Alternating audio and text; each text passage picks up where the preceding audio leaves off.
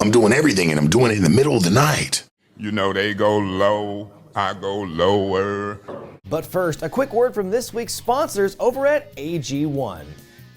We've secretly replaced Ice Lord Nation's General's morning pilly gimmick with AG1, the nutritional drink that makes living healthy easy. Let's see if he notices. Pilly gimmick! I'm off 10 different pills. You know they go low, I go lower. Yeah, man, so check this out. I'm gonna show y'all something, pimp. I'm gonna show y'all this shit. Just deal with the vertical for now, pimp. So y'all remember how I spoke on someone named Mike McKay the other day, right? That's the motherfucker who responsible for my little brother Reed's death, basically. I guess he went live on the Facebook, like last night. So I told my wife, I was like, yo, screen grab the fucking live. And screen grab the fucking live. Keep in mind what I'm about to show you. This motherfucker worked for a rehab. I know y'all ain't hear me though. Y'all ain't hear me though. This motherfucker worked for a rehab. He works for a rehab. So when you ask what drugs is he on, remember, keep in mind, he works for a drug rehab. That's how my brother Reed wound up dying.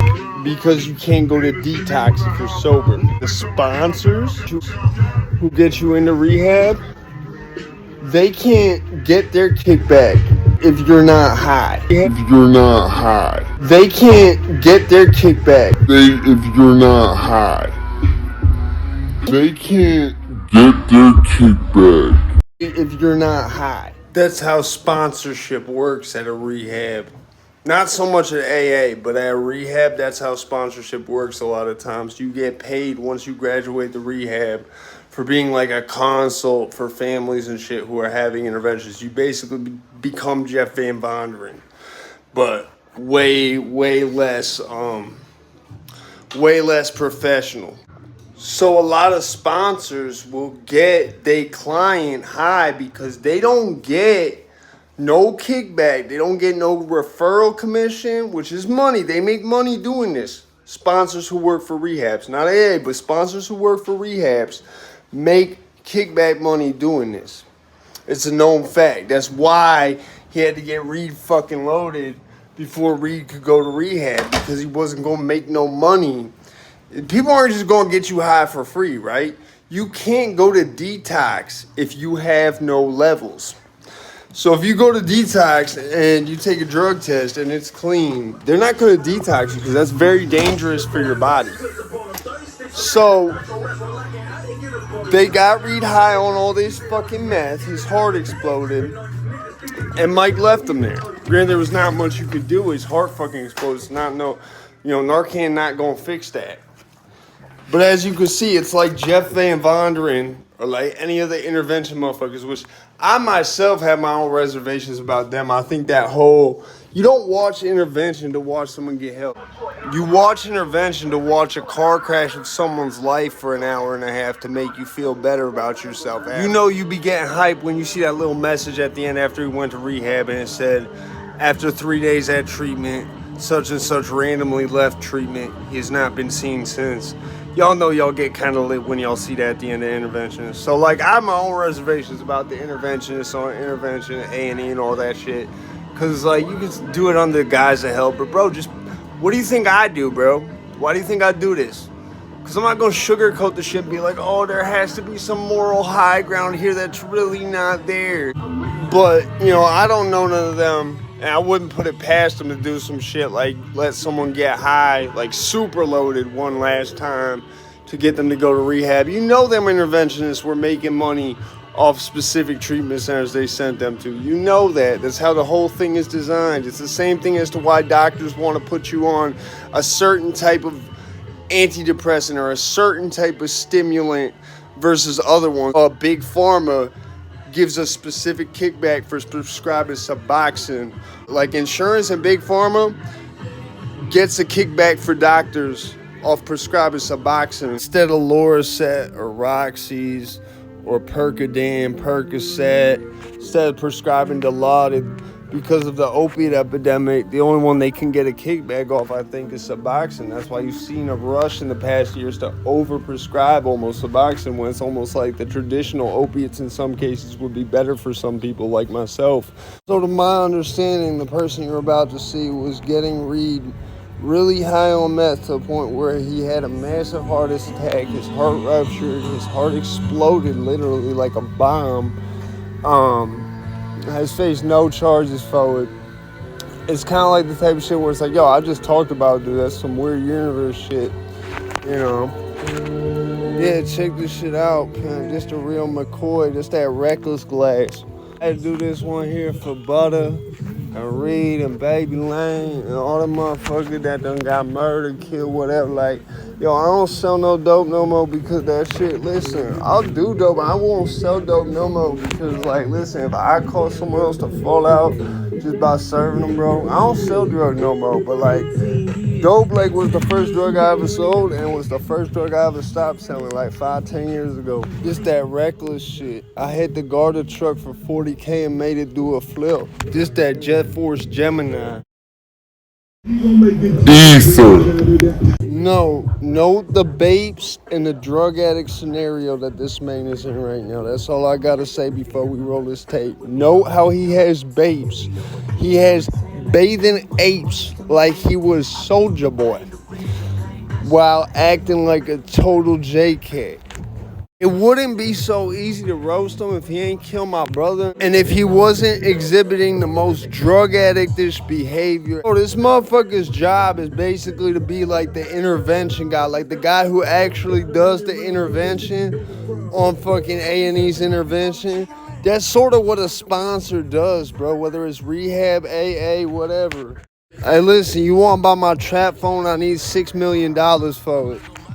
Just don't even mean nothing. But yeah, I just had to flame this motherfucker, bro. I had to flame this motherfucker. I'm not threatening nobody. I was just talking about you, pimp, acting like a tweaker. And can accept what comes with when you fuck up in the game and you go away for a long time. Let me explain something to you.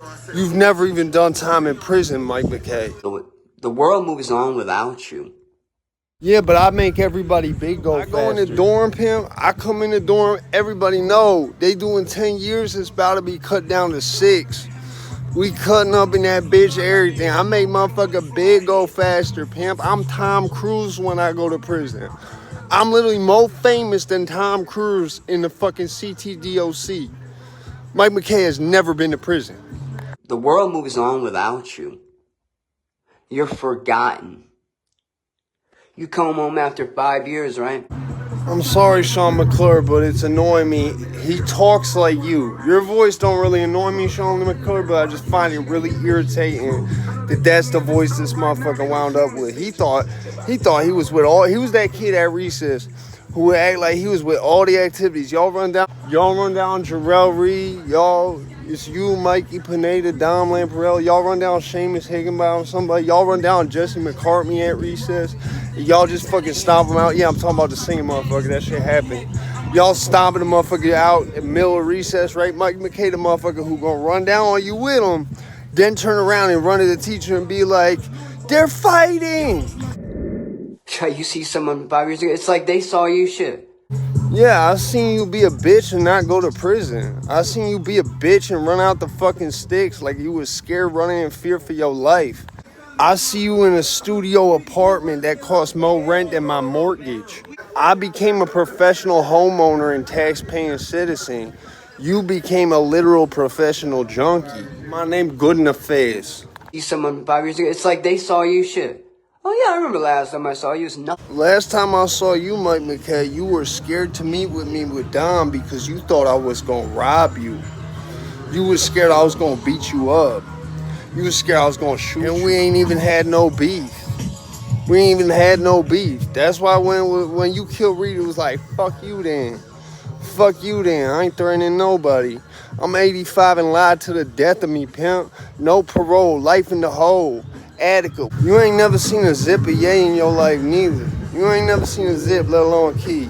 Swear you never even seen phone a baby, pimp. You ain't never seen no 4 ounce and no cane. Like, rehab sponsors tend to be some of the biggest bullshit artists when it comes to how they was really living in the world outside of prison. Like, listen, a lot of jail motherfuckers will say anything. Rehab motherfuckers, like sponsor motherfuckers, will say that they was doing 150 perk 30s in 2 hours, if you'll believe them. They get addicted to the lie. They get addicted to, it's like that, it's like how some people like, you know, they get older, like you motherfuckers do some gangster shit like me, right? They get older and they feel like that's all they got sometimes. The difference is that usually manifests with motherfuckers actually still living like that as they get into their 30s, 40s, 50s and wind up dying. Double OG, triple OG, fifth generation, all that shit. Power, money, respect, honesty, loyalty. See, that's some shit Mike McKay don't know nothing about. Mike McKay don't know nothing about that. Neither does Jesse McCartney. That's why I punched him in the balls when I was 8 years old. Beat the shit out of him. He was twice my age. I ain't give a fuck. Fuck Dream Street. I don't even know who that is. I knew what Dream Street was at the time. I had no idea who Jesse McCartney was. But if that was who I just punched, everyone started flipping out. Like, you just punched a famous person. He just beat up the VIP who lived here. I was on a very specific strategic mission. I had to take out the HVT, and I proceeded to do so. Mission successful, pimp. Into them, right? She's like, oh yeah, how you been? The world moved on, baby boy, and you fucked up. So the world moved on, right? That's why motherfuckers like me is in houses and shit. And you still peddling this. I was a drug addict 15 years ago. Let me get you high. Maybe you'll die too. my Bullshit. message to anybody who's watching this, right? I know what happened just now, but regret, guys. Regret is gonna be the #1 thing. That's why my only rule in life is live without regret. I don't regret shit out of it. I don't regret none of the bad shit. Like, I feel bad for some of it sometimes, like especially the shit I did when I was really Deboing the block and shit. Shit I did to some of Mike McKay's friends. Shit I did to Mike McKay when we was in like fucking 4th, 5th grade. Like, I didn't realize how much that affected him. Till like we got older and shit, and I'm like chilling with my boy Dom. And I was like helping him get some shit. It was like 5, 10, 15 years ago, some shit, right? And you know, he's like, yeah, bro, you want Mac Bundles to come through? Da, da, da. And he's like, I don't know, I don't really know him. Like, he acted scared. He's like, doesn't he be robbing people? Doesn't he always be in Waterbury and shit? Isn't he like fucking violent? Nah, bro, I'm good. I watch people bitch up and go through changes. Boom, Oklahoma. That you cannot live with, guys. It's obvious he is not a content creator. There is no direction to this live at all. This motherfucker just seen a button and pushed it, said, I can do that? Let me do it. K got on the Facebook and started acting like Aphex Twin on stage. Bro, I don't know what I'd be doing. I'd just be pushing buttons, hoping something good happens. Someone who apologizes for crackhead rambling a lot, you know what I'm saying? The holes in my thought process and in the patterns of my speech.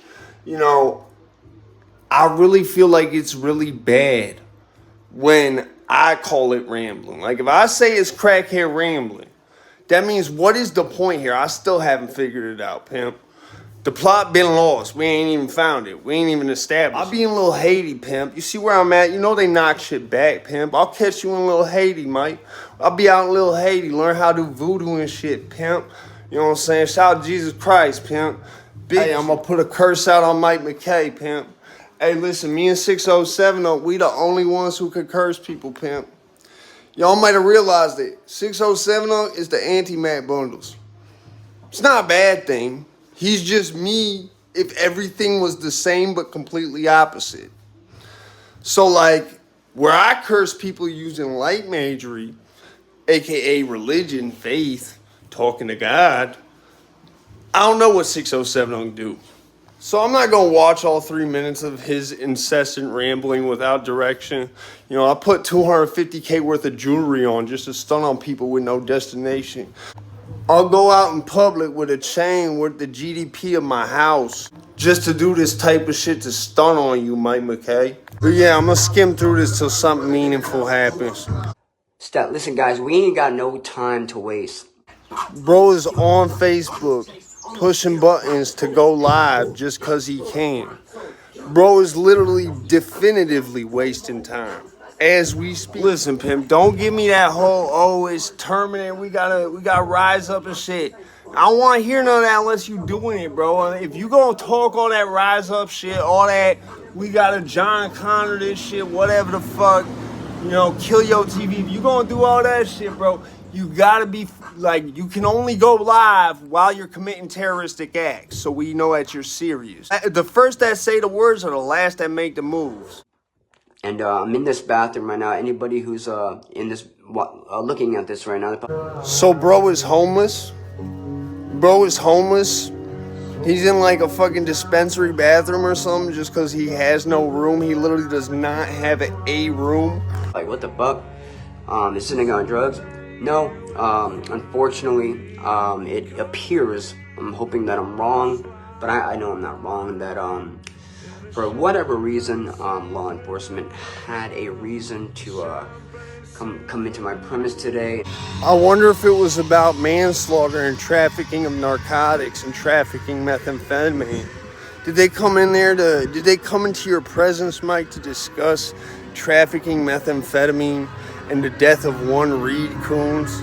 Come into my premise today and do whatever they wanted to do.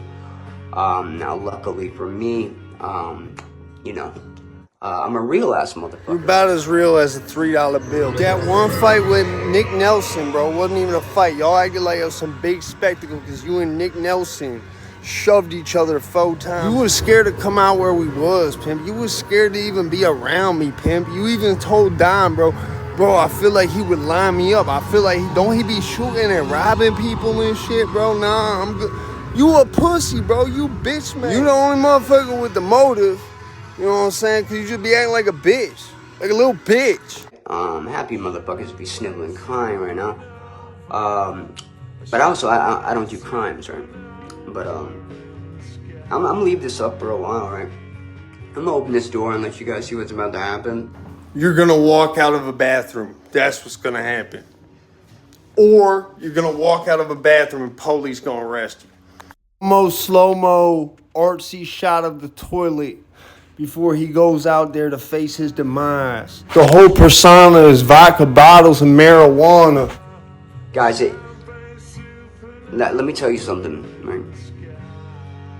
It's a good thing to be a man or a woman that holds characteristics of unpredictability. I am a master of unpredictability, and I'm also a master of conversion. And you seem very confused. Bro is literally hiding in the bathroom smoking bass. He literally ran in the bathroom to fucking hide from the D's.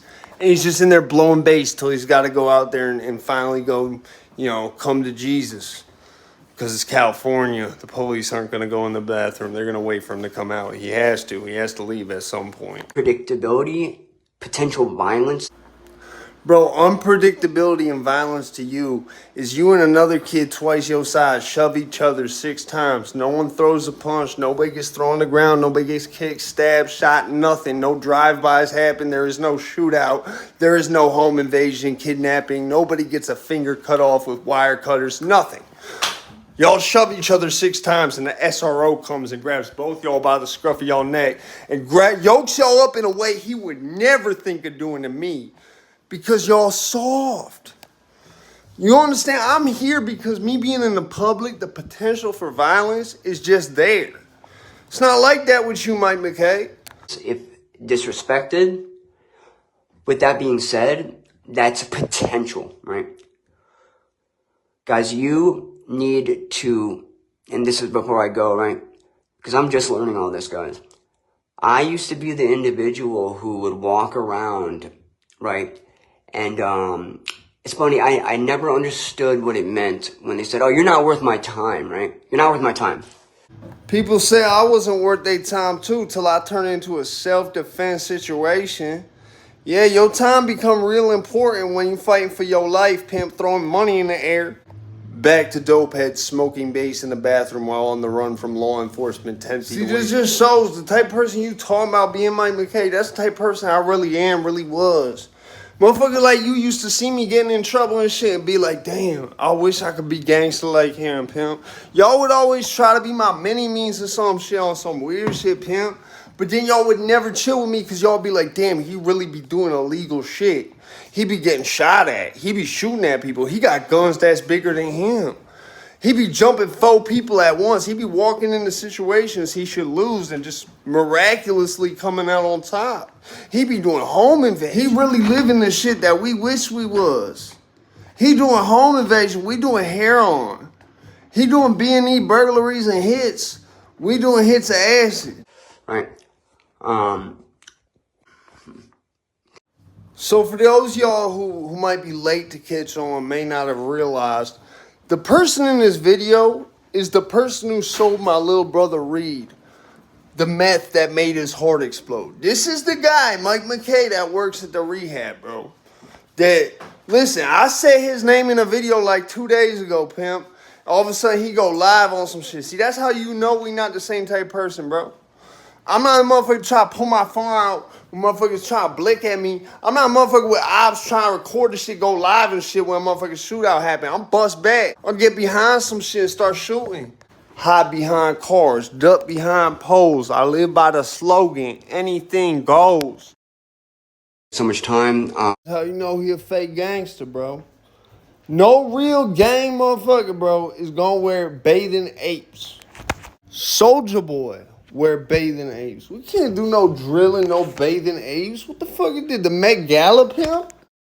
I just had to, bro. The babes, like, the babes make the fucking video. The bathing apes make the fucking aesthetic for this motherfucker. It's just, it complements how much of a wannabe he is. To the point where he buy the shit that only the wannabe motherfuckers gonna buy. Only the wannabe motherfuckers who parents gonna give them $300 for some bathing apes gonna wear that shit, pimp. I promise you, even the motherfuckers wearing Gucci and Prada, all that shit, them motherfuckers not wearing no fucking bathing apes except Soulja Boy, pimp. Them motherfuckers, there might be a couple of them, but it's always, bro, it's black forces. I'll steal your TV and these black forces. I've been abused by police before, so I only have 30 seconds, so I'm standing up. At this point, my audience, you guys can hear me, so I am now standing up. I am gonna open the door. I ask that you do not hurt me. I'm going to open it and immediately sit down. Okay, guys, I'm opening the door now because I only have so much time. When shit, especially like rehab, becomes corrupted by money, and everyone in it used to be a drug dealer or drug fiend, you know, it tends to, you know, cause this dumb shit to happen. So yeah, speak of the devil, that is the person who killed my little brother Reed. Ain't that shit funny? I was just talking about that on here, and all of a sudden, this motherfucker got the Ghost of Christmas Past.